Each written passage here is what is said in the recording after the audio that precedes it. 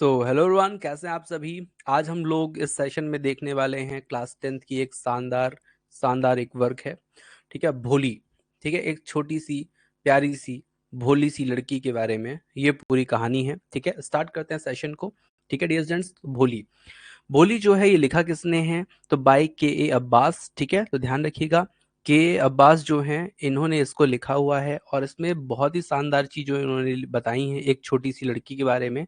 जो लड़की होती है बचपन में वो अपने खाट से गिर जाती है। ठीक है, और गिरते ही उसकी जो मेमोरी है वो कुछ कमजोर हो जाती है और उसी के कारण क्या होता है, उसको आगे क्या क्या दुख तकलीफें होती हैं वो इसमें इस कहानी में बताई गई हैं चीजों को। ठीक है, ध्यान से एक चीज मैं आप लोग को और बता देना चाहता हूँ कि वो लड़की जब 2 साल की थी तो उसको चेचक एक रोग हो गया था, चिकन पॉक्स होता है, उसके दाग भी बन गए थे, जिस कारण से वो लड़की पहले तो गोरी चिट्टी बहुत सुंदर थी, बाद में लेकिन उसकी जो है रंगत थोड़ी गड़बड़ हो गई, जिस कारण से उसकी शादी होने में भी क्या हो रही है, प्रॉब्लम हो रही है।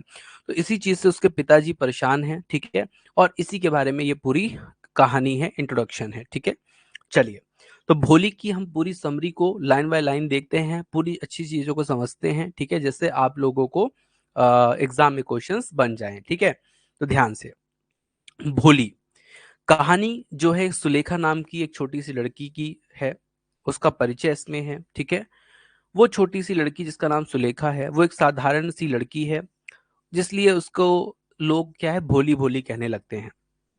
ऐसा इसलिए था क्योंकि बचपन में उसको चोट लग गई थी, खाट से वो गिरी, सिर के बल गिरी, जिससे उसके मस्तिष्क में कुछ चोट आ गई और उसका जो मस्तिष्क है वो क्षतिग्रस्त हो गया और वो हकलाती भी थी। इसी कारण से उसके चेहरे पर दाग थे। ठीक है, जो उसे 2 साल की उम्र में चेचक होने पर हुए थे। ठीक है, चेचक चेचक की बीमारी होती है। वह सभी के लिए हंसी का पात्र थी, सब लोग उस पर हंसते थे। ठीक है, मजाक उड़ाते थे। उसके पिता रामलाल एक नंबरदार थे। ठीक है, नंबरदार मतलब एक काम होता है। ठीक है, ही हैड 3 सन्स, उनके 3 लड़के और 4 बेटियां थी, मतलब कुल मिला के 7 सिबलिंग्स थे। सबसे छोटी बेटी जो थी उसी का नाम भोली था। उसके शादी के लिए चिंतित रहते थे क्योंकि वो बदसूरत दिखने लगी थी और हकलाती भी थी, फंबल करती थी, इसीलिए उसके शादी के लिए ये चिंतित रहते थे। एक दिन गांव में स्कूल, प्राइमरी स्कूल खुली थी, उसी के उद्घाटन के लिए तहसीलदार साहब आए हुए थे, विद्यालय के उद्घाटन के लिए उस गांव में। उन्होंने रामलाल को अपनी बेटी को स्कूल भेजने के लिए राजी किया, बोला कि रामलाल तुम अपनी बेटी को स्कूल भेजो। रामलाल तैयार हो गया, लेकिन उसकी माँ जो थी वो तैयार नहीं हुई, वो बोली कि कहाँ अपनी बेटी को भेजोगे। लेकिन रामलाल बार बार समझाते समझाते उसने समझा दिया और लड़की को उसकी माँ ने दूसरे दिन बढ़िया से नहलाया धुलाया, बालों में तेल लगाया और स्कूल भेजने की तैयारी करने लगे। लेकिन उसकी बेटी ये सोच रही थी कहीं उसको गाय जैसे बेच तो नहीं देंगे, जैसे गाय को खिलाते पिलाते हैं, बड़ा करते हैं, फिर बेच देते हैं, तो वो तो नहीं करने जा रहे उसके पिता। लेकिन उसकी माँ ने उसको समझाया और ये बताया कि जब तुम नहा धोली हो, तेल लगा रही हो, तो तुमको ऐसे थोड़ी ना कि कहीं दूसरे जगह भेज देंगे। तो वो समझ गई। वो स्कूल पहुंचती है, वहां पर उससे उसकी शिक्षक जो है, टीचर जो है, वो नाम पूछती हैं इंटरवल में, बेटा तुम्हारा नाम क्या है। तो वो जो है अच्छे से बोल नहीं पाती, क्योंकि फंबल करती है और डर भी रही थी, पहली पहली बार स्कूल गई थी, तो वो फंबल कर रही थी, नहीं बता पाई। लेकिन उसकी शिक्षक ने उसको प्रोत्साहन दिया, तब उसने उसको क्या किया, बोल पाई, वो भोली नाम है मेरा। ठीक है, और वो शिक्षक जो थी बहुत ही दयालु थी, बहुत ही विनम्र थी। उन्होंने पूरी चीजों को बहुत अच्छी तरीके से लिया और उस भोली को बहुत अच्छी से पूरी चीजों को क्या किया, समझाया। और लड़की भी धीरे धीरे क्या हो गई, समझने लगी, उसको स्कूल में मजा आने लगा, अच्छा लगने लगा। ठीक है, भोली को प्रोत्साहित किया उस शिक्षक ने, उस आत्मविश्वास एक दिलाया, जिससे भोली बहुत ज्यादा खुश हुई। भोली की उम्मीद जगी और वो हर दिन स्कूल जाने लगी। साल बीतते गए और उस गांव में, एक छोटे शहर में वो तब्दील हो गया। वो जो गांव था एक छोटे शहर में तब्दील हो गया, जहां कुछ शुभ सुविधाएं, जैसे कि कपास की मिल हो गई, सिनेमा हॉल हो गया, प्राथमिक जो विद्यालय था जिसमें भोली पढ़ रही थी वो अब उच्च विद्यालय बन गया है, मतलब 12th तक हो गया है। एक दिन भोली के माता पिता ने उसकी शादी एक बूढ़े आदमी से, ठीक है, लंगड़े बूढ़े आदमी से करने का फैसला कर लिया, जो कि विदुर था, मतलब उसकी पत्नी, पहली पत्नी खत्म हो गई थी और उसके बच्चे भी थे, ठीक है। उससे शादी करने के लिए उसके माँ बाप जो है वो राजी तो पहले नहीं हो रहे थे, लेकिन समझाते समझाते, चूंकि वो अमीर था और इसकी बेटी उतनी सुंदर भी नहीं थी, तो उस वो राजी हो गया कि कैसे भी बेटी की शादी हो जाएगी, ठीक है। और भोली ये सब चीजें सुन रही थी।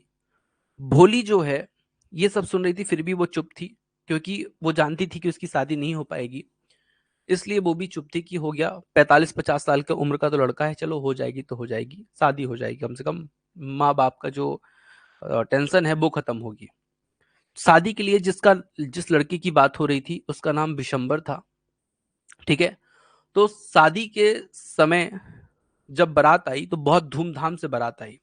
तो उसकी जो बहनें थी वो लज्जित हो रही थी, वो चिढ़ रही थी भोली से कि यार इतनी अच्छी तो शादी हमारी नहीं हुई जितनी भोली की हो रही है, क्योंकि भोली का जो हस्बैंड है वो बहुत बड़ा आदमी है, जो बनने वाला हस्बैंड है वो बहुत बड़ा आदमी है, और वो फ्री में शादी कर रहा था, इसलिए भी उसके माता पिता ने उसकी शादी करने के लिए क्या किया, तैयार हो गए। लेकिन शादी के समय जब भोली सज के पहुंची, घूंघट डाल के पहुंची, तो घूंघट डाल के जब पहुंची तो वहां पर देखा कि शादी तो हो गई। जब माला पहनाने की बारी आई तो वहां पर किसी ने उसका पीछे से चुनरी खींच दी, जिससे बिशंभर ने उसके चेहरे को देख लिया, और चेहरे को देख लिया तो उसको देखा कि उसके तो बहुत दाग बने हैं चेचक के, ठीक है। तो उससे जो बिशंभर है वो शादी करने के लिए मना करने लगा। लेकिन वहीं पे बिशंभर का दोस्त था, उसने बोला कि यार तुम भी तो कितने बुढ़े हो, कर लो शादी, वो सुंदर नहीं है तो क्या हुआ, तुम भी तो बुढ़े हो। लेकिन वो मान मान नहीं रहा था, वो लालची आदमी, वो लालच में पड़ गया। वो बोला कि 5,000 रुपए जब देंगे तभी मैं शादी करूंगा, नहीं तो नहीं करूंगा। तो उसके फादर जो थे, भोली के पिता थे जो रामलाल, वो अपनी पगड़ी बिशंबर के चरणों में रख देते कि भैया लाज बचाइए, बारात लौटेगी तो बहुत बेकार लगेगा, लाज बचाइए। तो उसका बिना पैसे की तो बात हो ही नहीं सकती। तो उसके फादर जाते हैं अंदर से मनी पैसे ले आते हैं। वो बोलते हैं कि 2,000 ले लीजिए, 5,000 तो नहीं है, 2,000 ले लीजिए। बिशंबर तैयार हो जाता है और अपने पापा को भोली परेशान देखकर बोलती है कि मैं एक बुढ़े आदमी से शादी कर सकती हूँ पापा, लेकिन एक लालची आदमी से नहीं कर सकती। ये लालच में भरा हुआ आदमी है, इससे मैं शादी नहीं कर सकती।